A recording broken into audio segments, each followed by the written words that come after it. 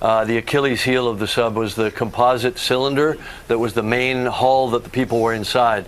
There were two titanium end caps on each end. They are relatively intact on the seafloor, but that carbon fiber composite cylinder is now just in very small pieces, and it's all rammed into one of the hemispheres. So it's pretty clear that that's what failed. The question is, was it the primary failure or a secondary failure from something else happening? Hello and welcome to True Crime Rocket Science, the most authentic voice in true crime. According to Peter Pixel, quote, a viral 3D animation that gives a detailed explanation as to what happened to OceanGate's Titan sub has already racked up 7.6 million views. AI Tele released their video on YouTube just 12 days ago, rendering a 3D animation in 4K, pointing the finger at Titan's experimental design. The narrator explains that existing submarine technology is based around steel, titanium, and aluminum, but the Titan used mostly carbon fiber, end quote. Recreations, reenactments, and animations play an important role in true crime, and if anything, are underutilized. So kudos to AI Tele for trying, and also for, one supposes, basing his animation of the wreckage that was seen offloaded on June 28th. I say that because AI Tele's animation came out on June 30th, 2 days later. One aspect that has not been discussed very much, if at all, are the two glass spheres that could also have been the weak link in terms of this experimental design. There are actually three potential failure points, and the investigation hopefully can localize it down to exactly what happened. The viewport in the front was an acrylic viewport. I'm told it was rated to less depth than they were diving it to, which is one point. They also had two glass spheres on the sub, small glass spheres for flotation, which is a bad idea. Those are prone to failure over time. But I think the weakest link, if I had to put money down on what the finding will be, the Achilles heel of the sub was the composite cylinder that was the main hull that the people were inside.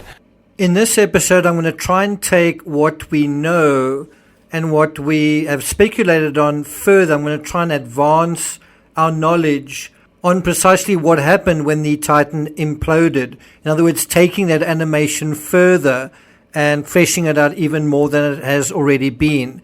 Before we get to that, if you haven't subscribed to the channel, please do. If you're unfamiliar with me, my name's Nick van der Leek. I'm from South Africa. I've published several books on the 96th Everest disaster and dozens of books on true crime.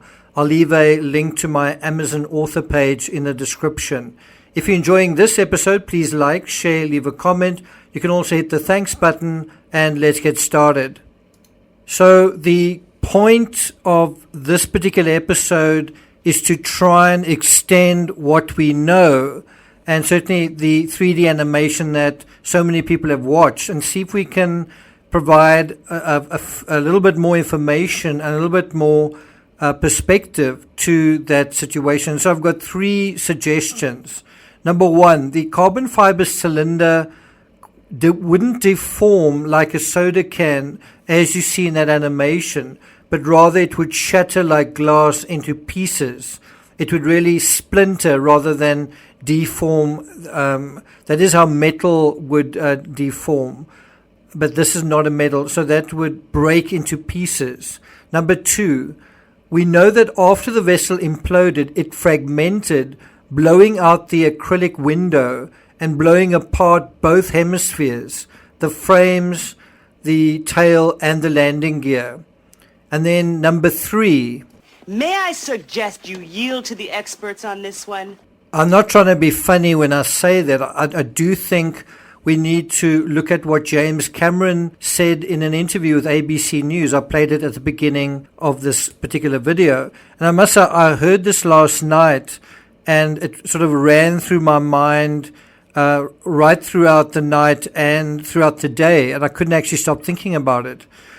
So as early as June 23rd, in other words, even prior to the release of the wreckage, remember the wreckage was unloaded, I think, on June 28th. So 5 days before that, James Cameron did an interview with ABC News, and he speculated that the imploded hull fragments would have blown into one of the hemispheres. You heard that at the beginning. Let me play that again. There were 2 titanium end caps on each end. They are relatively intact on the seafloor, but that carbon fiber composite cylinder is now just in very small pieces, and it's all rammed into one of the hemispheres. So again, you hear him speculating that the imploded hull fragments have blown into one of the hemispheres. Now, bear in mind, we're dealing with an engineer, and not only an engineer, but an engineer who knows submersibles. I've listened to the interview a few times, and it's hard to know if Cameron knew the answer due to context in the industry, if he's telling us something that he already knows kind of after the fact, or whether he was making an educated guess. Whatever the answer is, the fact is, when one looks at the footage of the wreckage being offloaded, and I'll put a couple of links to that in the description as well. When you watch the wreckage being offloaded, the one component we don't see is the windowless titanium hemisphere. Where is it? Why don't we see that?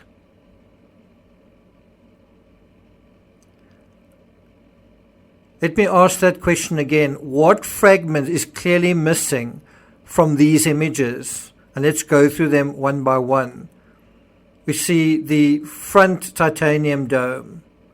We see the frame. We see the rear top part of the vessel. We see the struts connecting it to the undercarriage.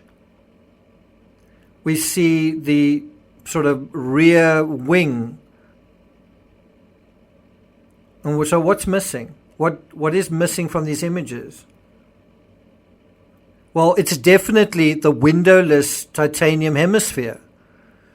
I'm afraid I don't have any snazzy animation software, so you're going to have to put up with the booby prize in terms of this, which is just my imagination.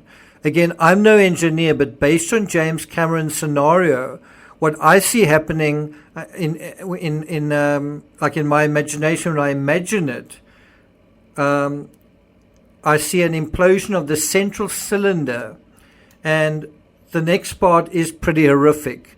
You have super pressurized water racing to fill the relatively much lower pressured capsule at such speed that 2 things happen. On the one end, the acrylic window is literally blown off, and we know it is blown off because we've seen that hemisphere. We can see even the bolts are gone. On the other end, and as a result of the air blowing out of the window at a super accelerated rate. And so what happens is the carbon fiber and all 5 people likely got smashed and crushed into the other hemisphere, which is why A, human remains were recovered, B, the windowless hemisphere hasn't been seen, and C, the carbon fiber fragments haven't been seen either. In order to imagine what I've just mentioned, imagine a balloon blown up that's released, except instead of flying around at a sedate clip, it blasts off at the speed of a bullet, even faster. Well, you can imagine what happens to what's inside that balloon. Another analogy is an elevator that free falls and then abruptly hits the ground.